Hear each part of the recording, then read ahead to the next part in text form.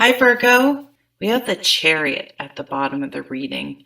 This Chariot energy has been surrounding me. For me, it's like, and being at the bottom of the deck, it's like I have all this energy, and I'm just so ready to move forward, but it's like nothing's presenting itself. It's almost like the Chariot and the Hanged Man. So when I see the Chariot at the bottom of the deck, that's kind of the feeling. It's like, this is a subconscious or an underlying issue or something that you want to bring to the surface during this week. And it's like we're ready to move on, or we want to travel. We want to move. It could be you want a new car too, on a very mundane level. But it's like you have all this energy and you're just not sure where to direct it. And that could be part of what this Five of Stones, it's like, it's frustrating, and it's like I have all these thoughts, these ideas, this energy, how I want to make my life go, but for some reason, whether I feel like it's a lack of money, a lack of time, a lack of confidence, a lack of support, it's just not happening, and it's making me feel like this.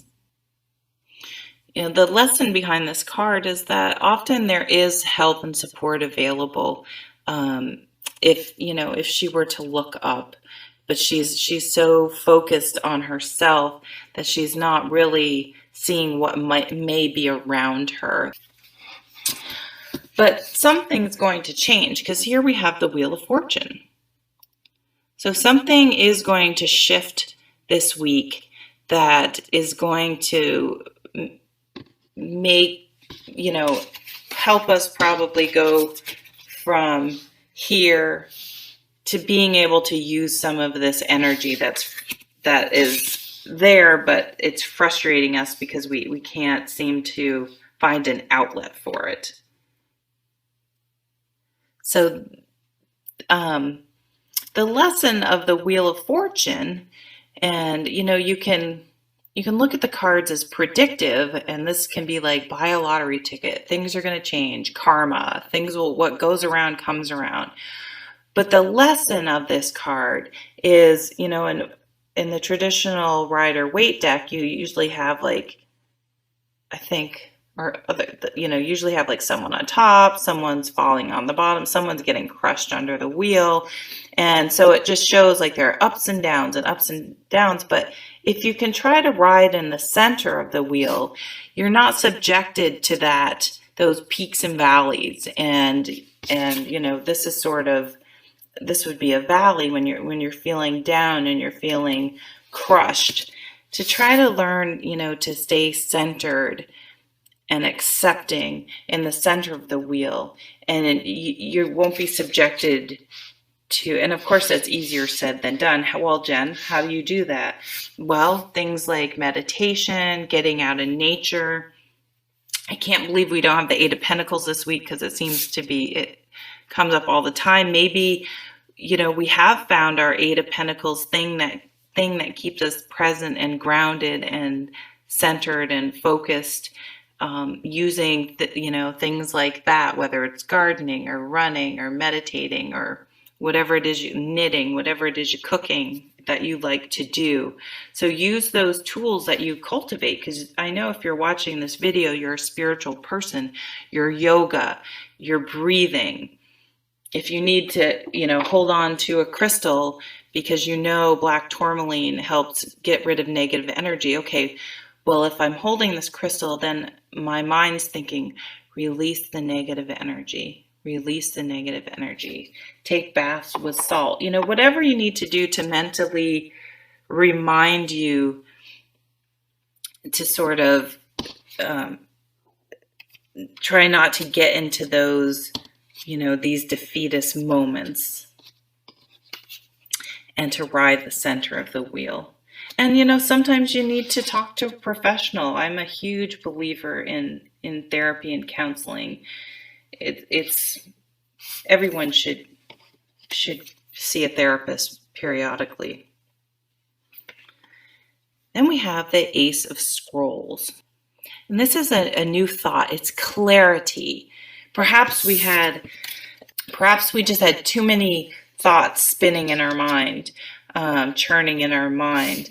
And when we take some deep breaths, get centered, try to release some of that negativity and those defeatist thoughts, we can get really clear and focused on what we need to do to really bring this energy of the Chariot to the surface, and cutting away all that. The Ace of Swords gets to the truth of the matter. It cuts away all the extraneous crap that we attach to situations, whether it's like baggage we just carry along from past experiences, or other people telling us this and that and confusing the situation. No, what's the bottom line? What's the kind of get focused on the bottom line, so you don't get caught up in all that those other things that can just be distracting and defeating. And then we have the Nine of Wands. So this is a card of perseverance. It's, if you think about the wand suit, the journey through the wands, I think I may do a video on this at some point. The Ace of Wands, it's like striking that match, lighting that fire. It's the first ignition of excitement and motivation. And as you walk through the suit of wands, you come up against things that threaten to put your fire out, to lose your motivation, to dampen your spark. And when you get to the Nine of Wands, it's like you've gone through, you're at the 9. You haven't let anything, and even though you may be weary, you still have that spark going, and you can make it to the end. It's kind of like, I don't run marathons, but I would have to imagine when you hit like mile 20, like those last however long, 6.5 miles or however long a marathon is, I could just imagine those seeming insurmountable. But it's like you're almost there. You've already gone 20. What's another 6? So it's just telling you you can do it. You can do it. And just reminding yourself of the goal, what's clear, your single focus, and staying centered. Because I think this Chariot is going to be prominent the following week. We're going to be able to really grab the reins and move forward. Okay, thanks so much for watching, and I'll see you at the next video. Take care.